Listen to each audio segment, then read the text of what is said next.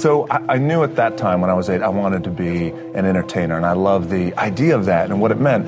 And when I was 8, I saw Indiana Jones for the first time, and I loved that character. Like, wow, that guy was so heroic, and he kicked ass, and I knew I wanted to be something, and it was important to me to be something. It was important to me that I didn't fail. But by the way, and if I did fail, at least what was also important was the lesson.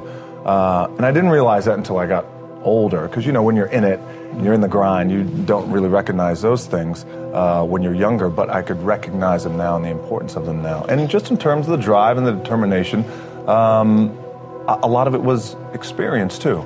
Get your ass kicked, you get back up, and you put the gloves back on and you swing away.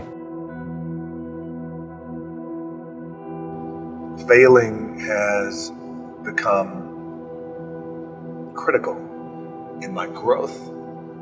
I graduated from the University of Miami. I had a terrible senior year. I had a bad injury.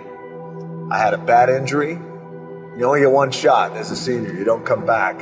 And Warren Sapp came in and lit the world on fire with how he played. We pushed each other. We were partners. He outplayed me, beat me out of my position. And I had a really terrible year that year. Graduated, didn't get invited to the combine, the NFL combine, and I didn't get drafted in the NFL. And I had one option, and that option was the CFL. So now you work so hard for 10 years, and draft day comes. You only get one shot. Warren Sapp gets taken in the first round.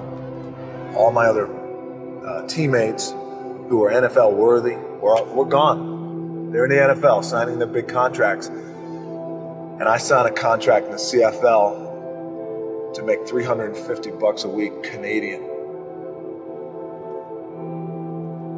That lasted for 3 months, and I got cut. And I got sent back home, and I had to move back in with my parents at 24 years old after I left at 18, ready to tackle the world, and in my way I did. But I had fallen so flat on my face for the first time in my life. I was depressed, asking myself, why? Why me? How can this happen? I worked so hard. Hard work pays, I always thought. It's not paying for me. I got nothing. I literally had $7 in my pocket, so my $7 story. That failure, rising from that to say, it's not over for me.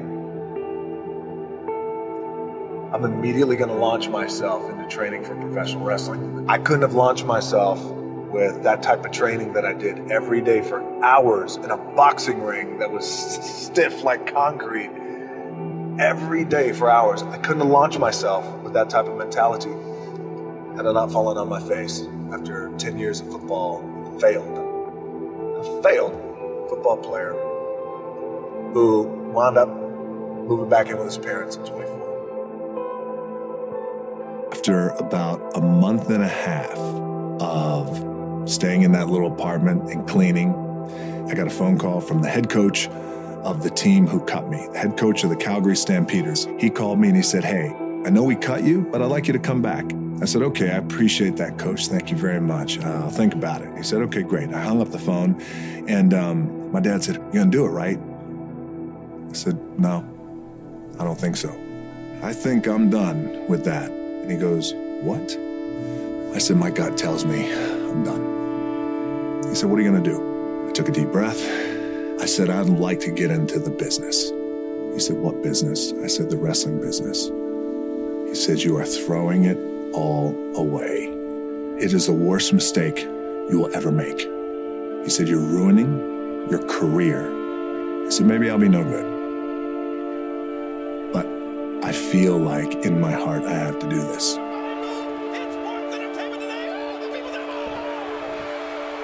Playing in the NFL was the best thing that never happened because it got me here. So my point is, look, you're going to get your ass kicked. We're going to get the shit kicked out of us. You got to get up. You got to have faith that the one thing you wanted to happen oftentimes is the best thing that never happened. So have faith. Just keep that in mind and keep plugging away.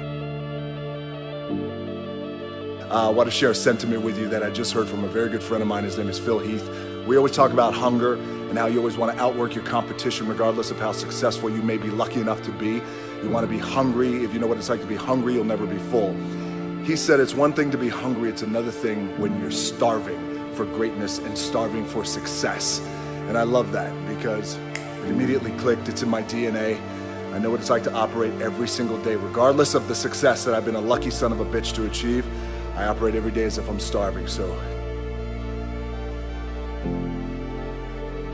when I got cut from Canada, I had $7 in my pocket. And I always tell that story. So now my production company is $7, advertising agency is $7, everything is $7. So I always remember that. What helps me is to keep the hard times in the front of my mind, because it allows me to go into these big moments that I've worked my ass off with a different perspective. What it also does for me, and again, this is what works for me. Like, I keep my back, excuse my language, my back is up against this motherfucker. Every day, it's against this fucking wall. Excuse my language. But it's up against this motherfucker because it's what I believe in. And when my back is against this motherfucker, then there's nowhere to go. But that way, that's it.